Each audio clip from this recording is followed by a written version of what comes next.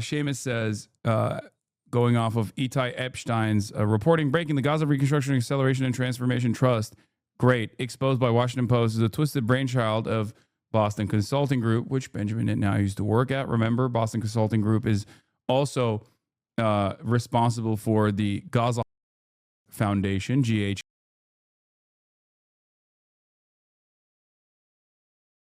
This morning, Israel claims to have killed. Israel is claiming that they killed Abu Ubaida, which is a sad state of affairs. Well, in Gaza City, the long-serving spokesman for Hamas. Abu Ubaida was one of the most senior Hamas officials still living.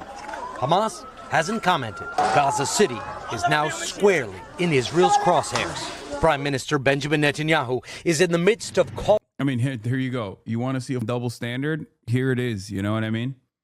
On the one hand, these exact same outlets will talk about like Russia doing incredible cruelty to the Ukrainian population. On the other hand, they present this as a normal part of the process. This also comes after Israel not only is doing a job, but also wiped out the damn near entirety of the civil governance structure of Yemen. It's crazy. Calling up 60,000 reservists for a full ground assault on the city, claiming it is the last remaining holdout of Hamas. Last night, during a 6-hour cabinet meeting, Netanyahu announced the offensive is still a go, without even discussing a ceasefire that Hamas says it has agreed to, according to Israeli media. Up to 1 million people remain in Gaza City. It's crazy that only now are they like, well, Hamas agreed to the ceasefire, but Israel's refusing to abide by it. Like, only now, dude, 23 months in. That's crazy. That's crazy. They should have been covering it like this, because this is more truthful coverage than I've ever seen from mainstream media. Even that brief admission, they should have been doing that from the start. And the few international aid groups still working there say more Palestinians are arriving every day as they try to escape advancing Israeli troops. International agencies say Gaza City is already facing a level 5 famine, the highest level. Ala Jawad is returning to her tent with her son after they battled crowds to get some rice from a food kitchen, describing it as humiliating and insufficient. If they have food, we eat. Otherwise, we don't. My youngest son cries all day from hunger, she says. Opposition to the war and Netanyahu appear to be growing in Israel. Weekly protests against Netanyahu have swelled from a few thousand in Tel Aviv to several 100,000 2 weeks ago. Gil Dickman's cousin, Carmel, was executed by Hamas a year ago. Dickman accuses Netanyahu of refusing a deal that could have set her free and says the war is now doing harm to both Israel and Jews worldwide. Netanyahu and his war right now, they're ruining the Israeli state and the Israeli idea, the moral of the Jewish nation, of the Jewish people all over the world. And as for what could come next for Gaza, much of which is already in ruins, President Trump has proposed, quite controversially, that the United States take ownership of Gaza, turn it into a business venture, something he called a Riviera. He even posted an AI video showing what it might look like. Well, apparently the idea is not dead. The Washington Post reports that the Trump administration has reviewed a detailed plan to develop this Riviera economically under U.S. leadership and to move all of the 2 million Gazans currently residing there and to move them to an undisclosed location, compensating them with $5,000 and digital tokens for their land. The administration has not responded to our request for comment. Laura? Richard, thank you. Hey, Also, the American Lebanese guy that is supposed to be the envoy to the Middle East and the Trump administration recently gave an insane interview to Mario Nawal, one of these like TikTok guys, in which he literally said the Sykes-Picot agreements and nation-state boundaries are irrelevant, and that Israel has the capacity and the interest in overriding all of these pre-established states. Like he basically said Israel has the ambition and the military power to implement the Greater Israel Project. It's pretty insane. Hold on, let me pull this up real quick. Where is it? Where the frick is it? Hold on. I'm looking at Seamus's tweets. He tweets quite a bit, and I simply cannot find it any longer. Where the hell did it go? In any case, Lebanon at this stage is completely undermined, has no ambition for sovereignty whatsoever, with the decapitation strikes against Hezbollah. Seamus says, going off of Itai Epstein's reporting, breaking the Gaza Reconstruction, Acceleration, and Transformation Trust, great, exposed by Washington Post, is a twisted brainchild of Boston Consulting Group, which Benjamin Netanyahu used to work at. Remember, Boston Consulting Group is also responsible for the Gaza Holocaust Foundation, GHF, improperly billed as the Gaza Humanitarian Foundation. But yeah, this is basically the Trump goal here, is to completely overtake. Like the American goal here is to completely overtake Gaza, the Gaza Riviera project, that kind of thing. Anyway, Seamus says, something I've noticed in the U.S. discussion about Gaza and Lebanon is the use of self-governance as a euphemism for becoming an American satellite state. Sovereignty can now be forced upon a country. If refused, annihilation will follow. Gaza is/was self-governing, but it is outside the American sphere of influence, so it is now deemed as an Iranian outpost that is interfering with Palestine's future independence, something that we all know the U.S. and Israel care deeply about ensuring. Of course they don't.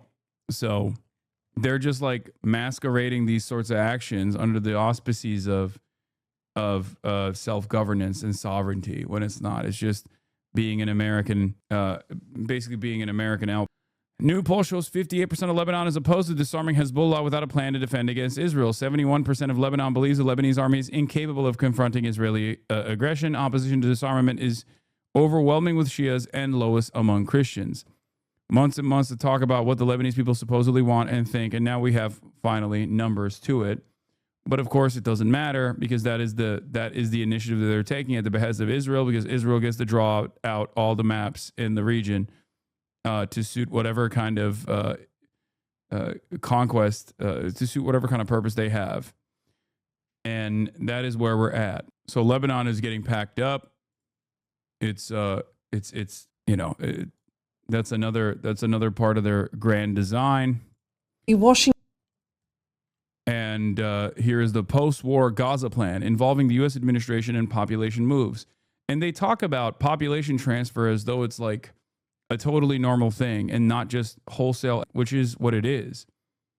But when Trump presented it a couple months ago with that shitty AI video, people were so mad, fake mad. Western leaders said, this is unacceptable.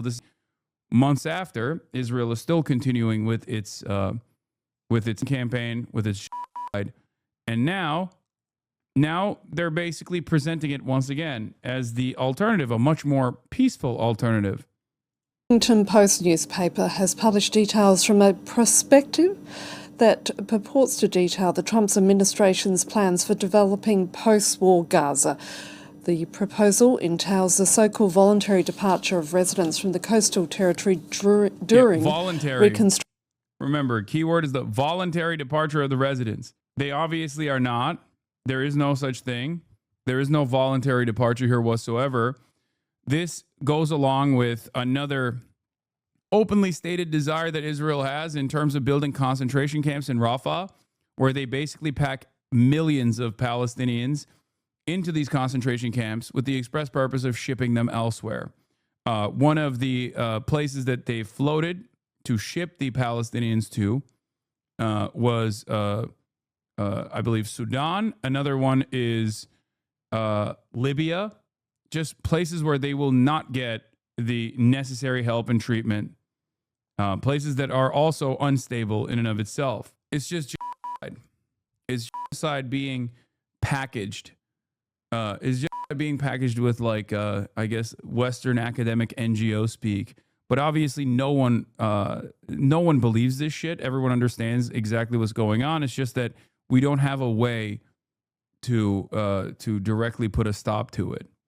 How do so many people become for this? This is the other thing I wanted to mention. So it's not that people are for this. I think a lot of people are just like completely oblivious to the grand ambition here, or many people do recognize it, but they don't fully comprehend how violent these actions are. And even those who abhor what is going on, what's taking place, feel powerless in the face of the lack of interest from Western governments to do something to change the trajectory of this genocide. And this one thing that I read from Israeli society, however, because if you want to know like how a population is on board with this kind of thing, let me see if I can find it real quick. Because there was this guy, is a Jewish academic, who wrote like this long post about Israeli society and how they see how they are. Like what the overall opinions are of the Jewish citizens of Israel broadly, and it's truly terrifying. I mean, it's just full f***ism. Okay, let me see if I can find it. Hold on. What was his name? It was really good. If anyone can figure it out, it's like a long Twitter thread. I'm not Ollie Goldberg. Yes, I think that's it. I think that's his name. Thank you, chatter. Or Ori Goldberg. Yeah, it was Ori Goldberg. You're right. Former academic with PhD in Middle Eastern Studies, Ori Goldberg wrote this long effort post about where Israel is, or where the Jewish society in Israel is, and their opinions on it. Because if you're wondering, like, I mean, there's protests happening. Like, is that moving the needle in some way? Is that going anywhere? Well, the answer is no. And the reason for why it's not going anywhere, I think he spells out fairly well. He writes, a primer on Jewish-Israeli public opinion. Number one, Israeli Jews separate the war, in air quotes, from the genocide. The war, they say, is being mismanaged and should be halted until the hostages come home. Number two, the genocide is all on the Palestinians. We wouldn't do it if we did not have to do it. They started it. They're animals. There's no other way. That's the way they see it. Number three, Israeli society will not revolt, not even against the war, in air quotes. The Israeli Jews have invested all the symbolic and actual capital they have in the. Number four, Israeli Jews understand what the world thinks of them. They ascribe it to anti-Semitism, as old as the world itself, without relation to Israel's actions. They will not engage the world. Initially, some may take provocative action.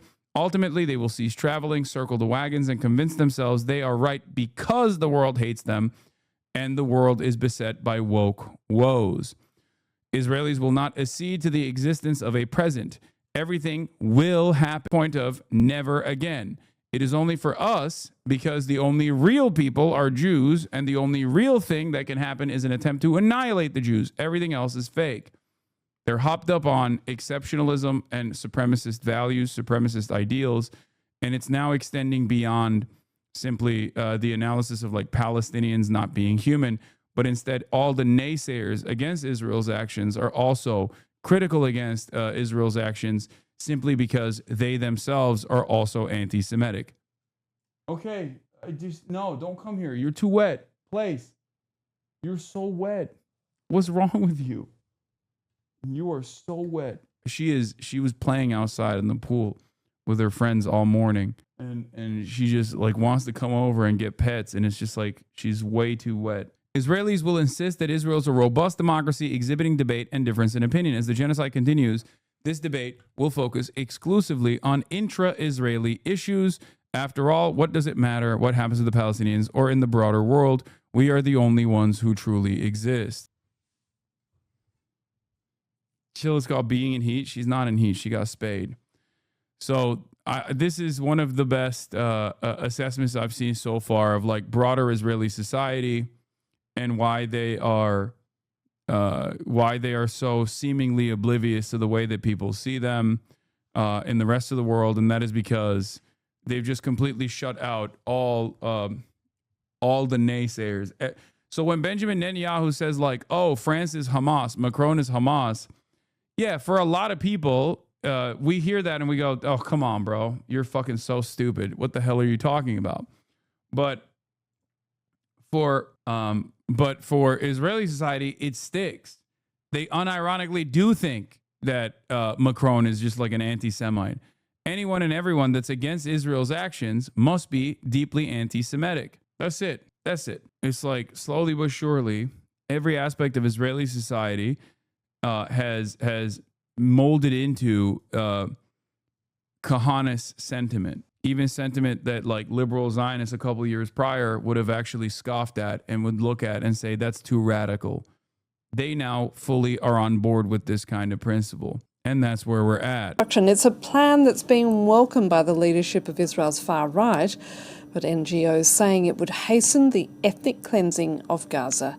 Joining me now from Washington, D.C. is France 24's Fraser Jackson. Fraser, what more do we know about this proposal to turn Gaza into the so-called Riviera of the Middle East? Well, Trump shocked the press gathered in the White House back in February when he first uttered that phrase, Riviera of the Middle East, unleashing a wave of backlash, some of which he embraced. But now we have a bit more meat on the bone, thanks to reporting from the Washington Post. Now, the paper says that there are numerous proposals floating around, with one which would see the Gaza Strip turn into a, quote, trusteeship administered by the United States for at least 10 years, while it's transformed into a gleaming tourism resort and high-tech manufacturing and technology hub. Now, the Post has published this 38-page document, which calls itself the Great Trust, standing for Gaza Reconstitution, Economic Acceleration and Transformation Trust. Now, that trust says that it would turn the Strip, quote, from a demolished Iranian proxy to a prosperous Abrahamic ally. Now, Washington Post says that the plan envisions at least a temporary relocation of all of Gaza's more than 2 million people, either through what it calls voluntary departures to another country or into restricted, secured zones inside the enclave during that reconstruction.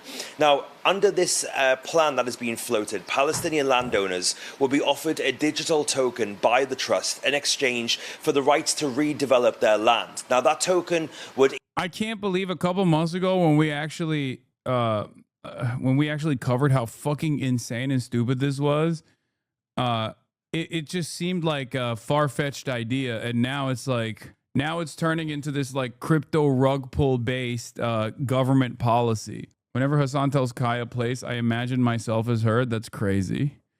And she's not listening to me any longer. She's no longer a good lady. She's become a bad lady. Either be used to set the landowner up for a life elsewhere, or the token could then be redeemed for an apartment within one of half a dozen AI-powered smart cities that the trust wants to build in the Gaza Strip. Each Palestinian who leaves will be given $5,000 cash, as well as money to cover 4 years of rent payments and a year of food. But how that system would work isn't immediately clear. Now, it should be said that the White House and State Departments haven't commented on the proposals, and it's unknown if this is the plan that Trump is indeed.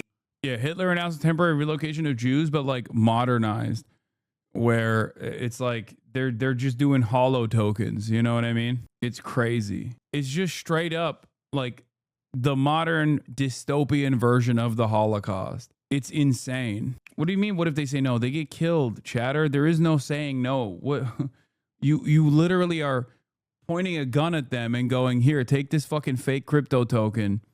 And if you don't fuck off, then, you know, you have the other option here. We will kill you. Pondering, but we have heard numerous plans like this over the last few months to pay Palestinians to leave Gaza and resettle them in other places like Libya, as well as Ethiopia and Indonesia. Israel has been in talks with those countries, and the head of Israel's spy agency Mossad came to DC in July to seek US help to convince countries to take hundreds of thousands of Palestinians. Now, the Israeli government says that a relocation like this will be voluntary, but it is, of course, hugely controversial, and many analysts are labeling it as a war crime. And of course, this is all coming as the Trump administration has cancelled the visas of all Palestinians just days before the UN General Assembly. Yeah, this reporting coming from the New York Times this time. They are saying that US officials have increased restrictions on Palestinian passport holders, effectively suspending approvals of a whole host of US visas to the diaspora. Now, the new measures that we are being made aware of in this reporting were told to US embassies in a cable on August 18th, and they will effectively effectively impacts the ability for Palestinian passport holders to travel for medical treatment as well as university studies and business trips as well. That adds to the restrictions already in place on visitor visas, and it comes just days after Marco Rubio announced that the US would not issue visas to Palestinian officials who are wanting to attend the UN General Assembly in New York in a few weeks' time. That also includes the leader of the Palestinian Authority, Mahmoud Abbas, along with around 80 others who were planning on traveling. State Department said that Marco Rubio was doing this to hold the Palestinian Authority, quote, accountable for not complying with their commitments and for undermining the prospects for peace. Now, it's unclear what prompted this newest push for restrictions from the US government, but it, of course, comes after a wave of close US allies announced plans to recognize Palestinian statehood at that meeting in New York in just a couple of weeks. France, Canada, and the UK all set to become the first G7 nations to do so. Your country is evil, bro. The most evil and dumb. Like, it's just evil and stupid. It's stupid evil. It's cruel for the sake of cruelty alone and nothing else. It just fucking sucks. If certain conditions are met. Fraser Jackson. Well, the world's leading genocide. Yeah, International Association of Genocide Scholars also got together and said Israel's action in Gaza meet the legal definition of genocide. I believe it was 85% of them that said unconditionally this is genocide, which is the truth. Associations say Israel is committing a genocide in Gaza. The group passed the resolution on Sunday, joining a chorus of countries, experts and rights groups who say Israel's actions meet the United Nations definition of genocide. Israel's leaders have denied prior allegations of genocide. More than 63,000 people have been killed in Gaza, and famine is now gripping parts of the enclave due to a partial Israeli blockade. ICJ dropped the ball so hard by giving Israel the time to complete its genocide. They didn't drop the ball. They're being significantly undermined by America. If you notice, the ICC has also, quote unquote, dropped the ball. They haven't. They're powerless if America says so. We are seeing. I mean, one of the judges at the overseeing the ICJ court case literally came out and said, God has chosen me to oversee this case because, the second coming of Jesus Christ is going to happen. Like, she straight up came out and said, I'm an evangelical Christian Zionist on a mission by God. Yeah, the ICC and ICJ literally take many, many years for genocide traditionally. I know. That's the that is the ICJ judge. The ICC prosecutors have been sanctioned into oblivion by the American state as well, though. Anyway, Graham Plattner is speaking live at the Bernie rally, less years old, and he has a totally distorted opinion on Israel. For the longest time, myself and many others included thought that because he was pushing the needle so much in a national platform in a way that was unheard of in contemporary politics as it pertains to Israel, demanding that we shut off weapons transfers to Israel all the way back in 2016, we thought he had far more radical opinions about Israel and Zionism in general. It's not. That's not the case. That is just not the case. But the thing that Bernie at least doesn't do, to his credit, is he steps out of the way for those who do see the truth, right? He doesn't sit in opposition, and I'll take it. Unemployed Twitter is on. Haters are in shambles right now because you're actually criticizing Bernie when they say you never do. No, I always criticize Bernie on this issue. It doesn't matter. Those people don't see it, or even if they do see it, they're not invested in making a fair assessment over my worldview or my analysis. They don't. That's not the first time I've said this. I've said this a million times. Same people with AOC as well. They think you're a liberal. Conservatives think you're a communist. Yeah. Brad Lander is a great great example of this as well. It's critical to see the connection between moderate Herzog calling settlement great mission and Netanyahu calling Zionist fantasies a greater Israel and Israeli state that stretches from Iraq to Egypt. This historical and spiritual mission. Lebensraum is Israeli policy. Yeah, that's what's fucking going on. Oh, here. One note that I wanted to talk about, actually, is the notion that Kamala Harris would never do this. People always bring this up whenever Trump says, the same stupid Trump shit that he says all the time, right? where they'll be like, well, Harris wouldn't ever do this. And it's like, she's not dead. She's alive. She could speak on these issues. You know, she has a voice. So Dylan responds with, the contention that Harris would have done something different with respect to the genocide implies she would have used the leverage of the U.S. to restrain Israel, the very thing activists demanded of her, and what she categorically refused to agree on. It's nonsense. It's Gaylor for Blue MAGA. Harris is alive, has a platform, and has leveled dozens of public criticisms of Trump. Exactly 0 have been about Gaza. Actually, that's not true. She has talked about Gaza. She's just communicated to Zionist donors that her position is actually different than her daughter-in-law, who was like a Zoran booster. So she has. And then the one time where she released a tweet about the New Jersey resident that went and fought for the Nazi army of Israel, who was, of course, taken captive as a prisoner of war and then was released by the Trump administration. So she has spoken out. It's just not in the direction of the Palestinians. So the notion that she would do anything different than Trump, there's no evidence for it. She has chosen not to give. Did I say something wrong? Yeah, her stepdaughter, Ella Emhoff, Doug Emhoff's daughter. Exactly 0 have been about Gaza. If she would have done anything substantively different 8 months on, she would have said so. She very conspicuously has not. That's it. Yeah. Why is she not speaking out? And what's really interesting about this stuff is that these people are fantasizing about a position that Kamala Harris herself has chosen not to take. Oh, here. The only thing Kamala has said or done even tangentially related to Gaza since the election has been privately telling big donors that her stepdaughter's support of Zoran shouldn't be misconstrued as own. And also the other thing that I mentioned as well, which is the statement that she released about the New Jersey resident that went and fought for the Israeli Nazi army on his own volition, who was taken as prisoner of war by the Palestinian resistance and then was released. We went through a year and a half of the Biden-Harris admin enabling everything, refusing to exercise any leverage while lying to their own base about it, like the fake humanitarian review they schedule for right after the election, during the general's plan, then greenlit. If she has a materially different position than Jared Kushner, nothing is stopping her from articulating it. If she thinks what's being done is wrong, nothing is stopping her from offering a real position. And what's interesting about this, like I said, is that these people are fantasizing about a position that Kamala Harris has objectively chosen not to communicate. That's it. How am I supposed to think she believes in Palestinian self-determination if she couldn't even let one person speak at the DNC?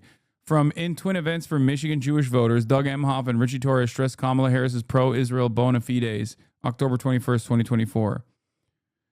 Kamala campaigning as pro-Israel does not mean that she would support a U.S. post-war Gaza plan calls for temporary relocation of residents. This, of course, is shifting the goalposts as the quote tweet was addressing the proposed relocation of Gaza and the construction of a luxury resort, which Harris would have never supported. There was no daylight between Harris and Biden, meaning no resistance to Bibi beyond empty rhetoric. Regardless of whatever loony plans Trump throws out, we'd be in the same place right now. And it's true.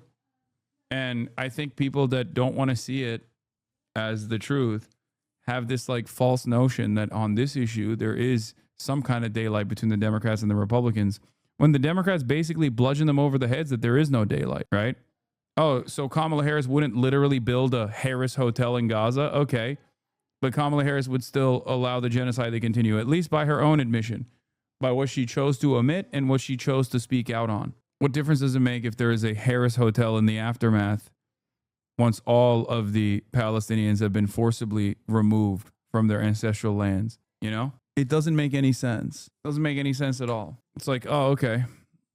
There would be aesthetic differences. Great. The greatest sin in the eyes of the Democrats' interest is telling them they don't have the moral high ground over Republicans. That tells you how performative it all is. Oh, for sure. For sure. And in this situation, they can't even maintain a moral high ground. So they just fantasize about a moral high ground that doesn't exist, because the Democrats have openly only communicated support for Trump's plans in Gaza.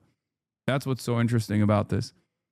The very same Democrats that worked in the State Department then chose to work in private PR firms that now work for the State Department, the Trump State Department. It's so stupid. Now, are there differences in opinion and differences in governance between the Democrats and the Republicans on other issues? Certainly.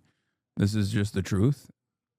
I communicate it with regular frequency, but overall, when it comes to Gaza, when it comes to the genocide, there absolutely two sides of the same coin. It's shocking that people still try to relitigate this when Kamala Harris herself has chosen not to. She's actively avoided speaking out on this issue at all. Anyway, I've been traveling, so I'm a little tired. So I'm going to end it early today. No gaming tonight, but I have something cooking up for gaming in the future. I'm going to go spend some time with my family.